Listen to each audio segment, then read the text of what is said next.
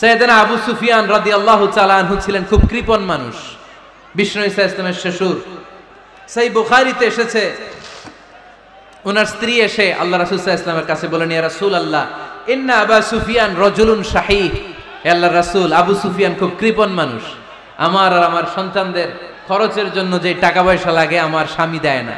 এখন আমার স্বামীর অনুমতি ছাড়া সিন্দুক থেকে টাকা নেয় আমার জন্য জায়েজ কিনা? আল্লাহর হাবিব বললেন, হ্যাঁ, স্বামী যদি কৃপণ হয় তাহলে ফ্যামিলির খরচের জন্য যতটুকু দরকার অতটুকু নিতে পারবা, ওইটারে ক্ষমা করে দিবে কে?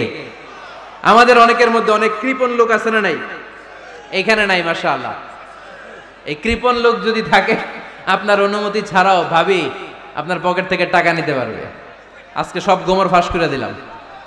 কৃপণ যারা, তাদের পারমিশন ছাড়া পকেট থেকে, আলমারি থেকে টাকা নিয়ে যতটুকু দরকার ফ্যামিলির ততটুকু খরচ করা যাবে, অতিরিক্ত খরচ করা যাবে না। 6 নাম্বার দায়িত্ব হচ্ছে ছেলে মেয়েদেরকে দেখাশোনা করা, ছেলে মেয়েদেরকে বুকের দুধ খাওয়ানো। অনেক মা আছে ছেলে মেয়েদেরকে বুকের দুধ খাওয়াতে চায় না, আছে না নাই? হ্যাঁ, ডানু খাওয়ায়, ডানু। আর কি খাওয়ায়? হ্যাঁ, মিল্ক ভিটা আর নিডো, নেসলে, সেরেলাক আর হ্যাঁ বায়োমিল। মাশাআল্লাহ, অনেক নাম জানেন তো আপনারা।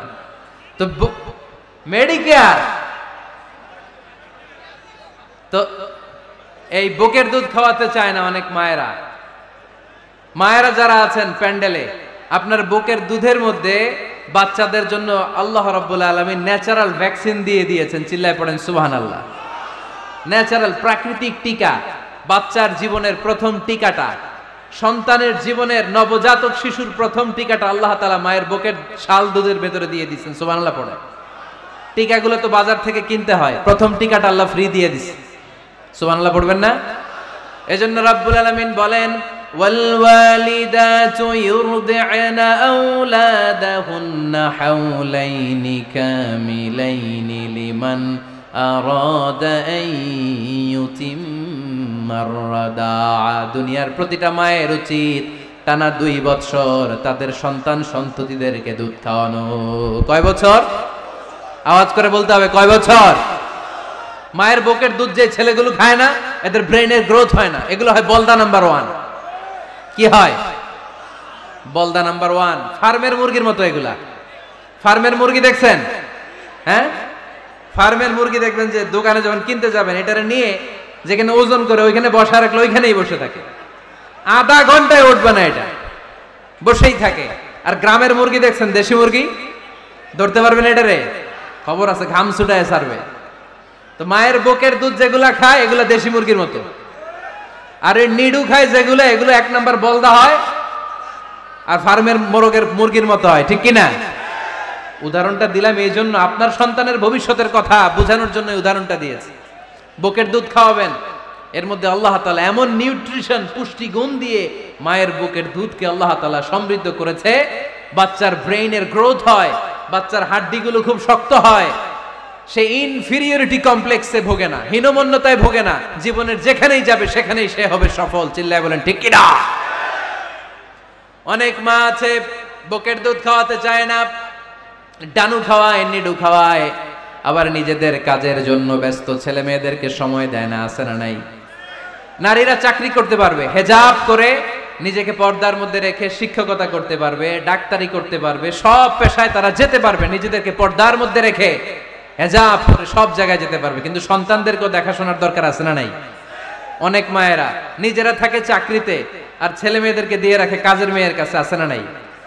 মনে রাখবেন, আপনি যদি অফিসে চাকরিতে ব্যস্ত থাকেন আর ছেলে মেয়ে যদি কাজের মেয়ের কাছে মানুষ হয়, তাহলে ছেলে মেয়ে আপনার আচরণ পাবে না, সে কাজের মেয়ের বুয়ার আচরণ পেয়ে পেয়ে বড় হবে। চিল্লায় বলেন ঠিক কিনা? এক একটা নারীকে আল্লাহ তাআলা এক একটা ফ্যামিলির ম্যানেজিং ডাইরেক্টর বানিয়ে দিয়েছে। এ women is an MD of a family। একজন নারী একটা ফ্যামিলির ম্যানেজিং ডাইরেক্টর। এখানে অনেক কাজ আছে মিয়া। এখানে তার ফুড ম্যানেজমেন্ট এনশিওর করতে হয়, এখানে অনেক ডিপ্লোমেসি জানা লাগে। একজন নারীকে ফ্যামিলিতে টিকে থাকতে হলে কূটনীতি লাগে, শাশুড়ির সাথে বউয়ের ঝগড়া আছে না নাই, এটা ম্যানেজ করতে হয়। একান্নবর্তী ফ্যামিলি হলে স্বামীর ভাই বোন এদের মন মানিয়ে চলতে হয়, পুরো ঘরটাকে হ্যান্ডেল করতে হয়। এখানে আছে ফুড ম্যানেজমেন্ট, এখানে আছে ক্লিনিং ম্যানেজমেন্ট, এখানে আছে ডিপ্লোমাসি, পুরো ঘরের মধ্যে তো বিশাল একটা অফিস। এই কাজ ফেলে দিয়ে মহিলারা বাইরে ঘুরে বেড়ায় না, ফ্যামিলি সামলান। আপনি যদি ঘরমুখ হন তাহলে আপনার ফ্যামিলির মধ্যে বরকত দিয়ে এটাকে সমৃদ্ধ করে দিবে কে? তাহলে সুখী দাম্পত্য জীবনের 6 নম্বর ফর্মুলা হচ্ছে ছেলে মেয়েদেরকে সময় দেয়া। ছেলে মেয়েদেরকে সময় দেন। Spending money, spending time is more important than spending money for children. ছেলে মেয়েদের জন্য টাকা ব্যয় করার চেয়ে ছেলে মেয়েদের সাথে সময় ব্যয় করা বেশি গুরুত্বপূর্ণ, ঠিক কিনা? এমন অনেক ফ্যামিলি আছে আমি দেখেছি যে বাবাও চাকরিজীবী, মাও চাকরিজীবী, আছে না নাই? হয় ডে কেয়ারে না কাজের বুয়ার কাছে মানুষ হইতেছে। বাবা মারা যখন সকালে অফিসের জন্য বের হয় তখনও ছেলে মেয়ে ঘুমায়, আবার রাতে যখন মিটিং সিটিং সব শেষ করে ঘরে আসে তখনও ছেলে মেয়েগুলা ঘুমায়। শুক্রবার ছাড়া বাবা মার ছেলে মেয়েদের দেখা নাই। এরকম ফ্যামিলি আছে না নাই? ঢাকাতে পারিবারিক এই ক্রাইসিস, এই সংকটগুলো আমরা প্রায়ই শুনি। আপনাদের নীলফামারীতে আলহামদুলিল্লাহ এগুলো নাই, তাই না? আল্লাহ তুমি আমাদের ফ্যামিলিগুলোরে বরকতময় করো, আমাদের ফ্যামিলিতে যেন আমরা জান্নাতি ইমেজ উপভোগ করতে পারি, তুমি তৌফিক দান করো। আওয়াজ করে পড়বো আমিন। 7 নাম্বার দায়িত্ব, বিশ্বনবী বলেছেন খবরদার, স্বামী পছন্দ করে না এমন কোন লোককে স্ত্রী যেন ঘরে অ্যালাউ না করে। স্বামী পছন্দ করে না এমন কোন লোককে আপনার স্ত্রী ঘরে অ্যালাউ করতে পারবে? আমার বোনেরা খবরদার, আপনার স্বামীর পারমিশন ছাড়া, আপনার স্বামী পছন্দ করে না এরকম কোন লোককে আপনার ঘরে আপনি অ্যালাউ করতে পারবেন না। 8 নাম্বার, স্বামীকে আর্থিকভাবে সহযোগিতা করা। যদি স্ত্রী ধনী হয়, আমরা সব এক করে ফেলছি, আসলে ইসলামের দৃষ্টিতে স্বামীর ব্যালেন্স আলাদা, স্ত্রীর ব্যালেন্স আলাদা। স্বামীর যাকাত আলাদা, স্ত্রীর যাকাত আলাদা, ঠিক কিনা? স্ত্রী ধনী হতে পারে, স্ত্রীর আলাদা সম্পদ থাকতে পারে। যদি স্ত্রীর সম্পদ থাকে, স্ত্রীর উচিত তার সম্পদ দিয়ে তার স্বামীকে এস্টাবলিশ হতে, স্বাবলম্বী হতে সহায়তা করা। যদিও এটা আল্লাহ তাআলা আবশ্যক করে দেন নাই, কারণ আর্থিক ফিনান্সিয়াল সব কাজগুলোকে স্বামীর উপরে ফরজ করেছে কে? ফিনান্সিয়ালি 1 টাকা খরচ করা, 1 টাকার দায়ভার নেয়া কোন স্ত্রীর উপরে আল্লাহ আবশ্যক করে নাই। তারপরেও স্ত্রী যদি ধনী হয়, স্ত্রীর যদি জায়গা জমি থাকে, সম্পদ থাকে, তাহলে স্ত্রীর উচিত তার স্বামীকে স্বাবলম্বী হতে সহযোগিতা করা, ঠিক কিনা? আমরা মডেল হিসেবে আম্মাজান খাদিজা রাদিয়াল্লাহু তাআলা আনহার জীবনের দিকে যদি তাকাই তাহলে দেখব উনি অনেক মহিয়সী গরিয়সী একজন ব্যবসায়ী নারী ছিলেন। আম্মাজান খাদিজা রাদিয়াল্লাহু তাআলা আনহা ওনার ব্যবসায় স্টাফ হয়ে বিশ্বনবী ওনার সাথে পরিচিত হলেন। বিশ্বনবীর আমানতদারিতায় মুগ্ধ হয়ে আম্মাজান খাদিজা বিশ্বনবীরে বিয়ের প্রস্তাব দিলেন।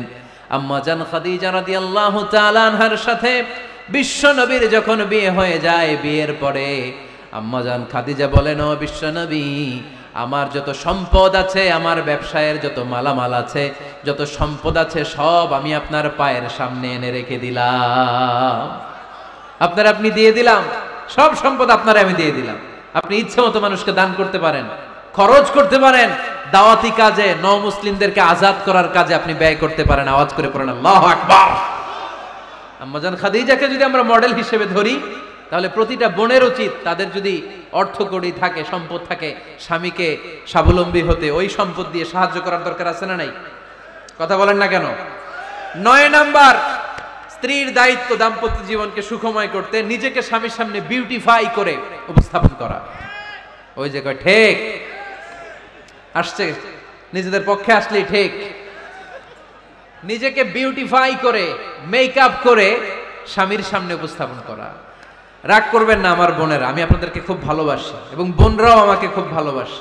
আমার একটা পেজ আছে আমার নামে এই ফেসবুকে, মিজানুর রহমান আজহারি। এই পেজে প্রতিদিন শত শত প্রশ্ন আসে।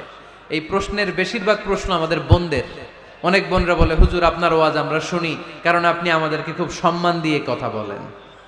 আলহামদুলিল্লাহ, আমি আমার বোনদেরকে ভালোবাসি, মাদেরকে ভালোবাসি। আমি আমার মা বোনদেরকে বলবো, আপনারা নিজেদেরকে গুছিয়ে সাজিয়ে স্বামীর সামনে উপস্থাপন করেন। অনেক বোনেরা আছে বাইরে যাওয়ার সময় পার্লারিং করে, মেকআপ করে, সুন্দর জামা কাপড় পরে বাইরে যায়, আর স্বামীর সামনে আসলে বুয়ার মতো থাকে। আছে না নাই?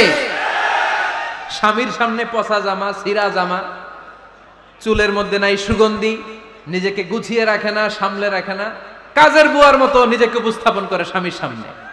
আর বাইরে গেলে মেকআপ করে পার্লারিং করে যায়। হওয়া দরকার ছিল উল্টা, বাইরে আপনি সাদা সিধা ভাবে যাবেন, বোরকা দিয়ে নিজেকে ঢেকে যাবেন। বাইরে যাওয়ার সময় কোনো নারী পারফিউম ইউজ করে যেতে পারবে না। নারীরা যত পারফিউম ইউজ করতে মনে চায় আপনার বেডরুমে, আপনার স্বামীর সামনে, ঠিক কিনা? স্বামীর সামনে পারফিউম ইউজ করেন, নিজেকে উজাড় করে সাজান স্বামীর জন্য।